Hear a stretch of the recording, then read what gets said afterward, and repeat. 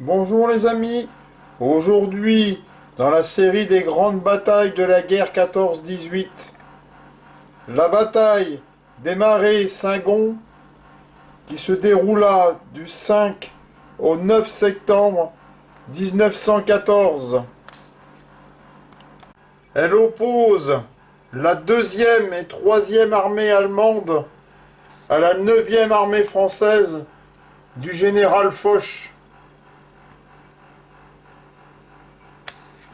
Dans la nuit du 4 au 5, le général Foch donne l'ordre aux différentes troupes d'arrêter la retraite et de préparer un retour offensif. Le 5, le front se prépare au choc. Le 6, la 42e division d'infanterie attaque et occupe Saint-Prix, pris et repris après de violents combats. La division marocaine du général Humbert attaque et repoussée puis attaque avec le 162e Héry pour reprendre Saint-Prix. Ils sont repoussés. Les Allemands prennent Congy.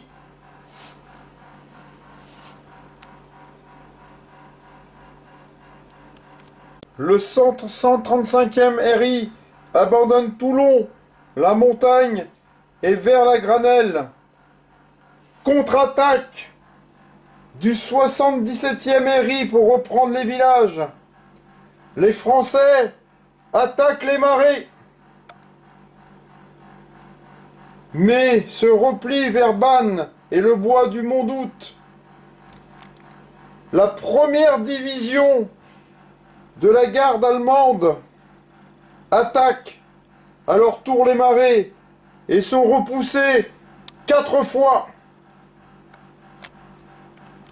La 41e brigade ne peut se maintenir à Moret-le-Petit, mais est encore à Écurie, le repos. La 42e brigade occupe Normé. En fin de journée, un escadron de hussards saxons approche de Haut-Simon. Ils sont violemment repoussés par le 62e Héry. La 9e division de cavalerie, avec son détachement de cyclistes, est repoussée à Semeux-Sousse. La 9e brigade de dragons repousse les assauts à Soude, Meilly et Poivre. Le 7, le village de Villeneuve-lès-Charleville est évacué et repris par la 84e brigade. Attaque des Allemands dans le bois de la Branle. Malgré des combats violents, le 162e Héry se replie. Le 8e bataillon de chasseurs à pied pénètre dans le bois de Saint-Gon. Les ordres pour la division marocaine est de reprendre Saint-Prix, mais les Allemands lancent une violente contre-attaque et prennent Oy. La 52e Héry arrive en renfort. Broussy-le-Petit et Ménil-Broussy sont repris. La 33e brigade réussit à Brouilly, Le Grand et à Bannes. Et après de violents combats, résiste. La 33e brigade résiste à Broussy, Le Grand et à Bannes.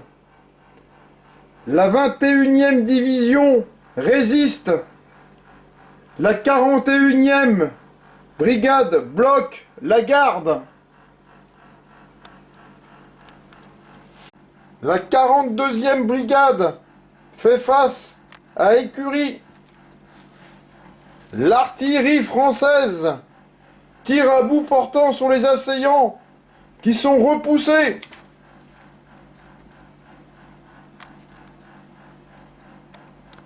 La 22e division d'infanterie se maintient à Lanharé, Chapelaine, Vassimont et Hauts-Simon.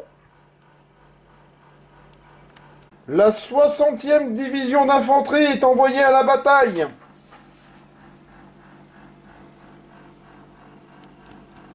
Le 8, assaut général des Allemands. Le 11e corps d'armée est débordé. Les Français se battent vaillamment, mais reculent.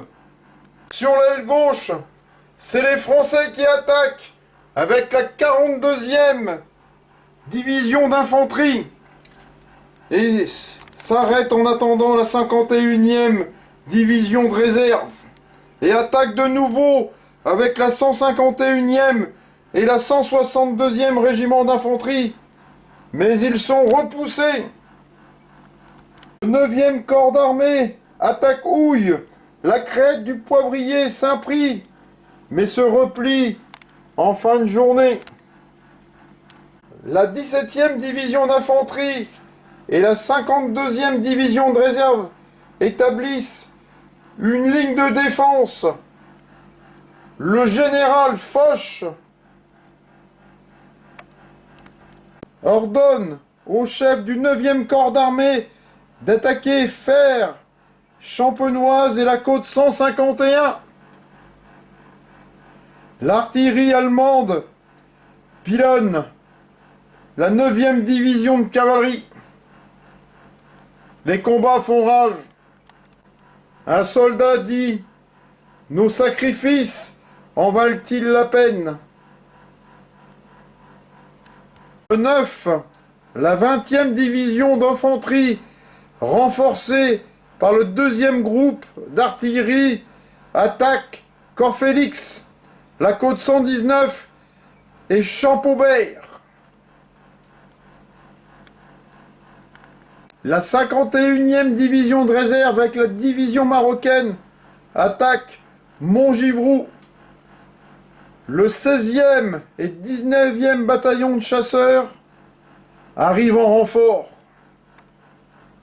Et la Noria continue. Devant le mouvement du 19e et 20e division d'infanterie, les troupes allemandes entament le repli. Dans d'autres secteurs, ils contre-attaquent. Ils attaquent, ils contre-attaquent, attaque, contre-attaque. La journée est dure. La 17e division d'infanterie et la 52e division de réserve reçoivent l'ordre de tenir leur position à tout prix. Par reculer sur la côte 182 et Chalmont, ils se préparent de nouveau à attaquer. À partir de 16 h, le général Dubois prépare le retour offensif du 9e corps d'armée.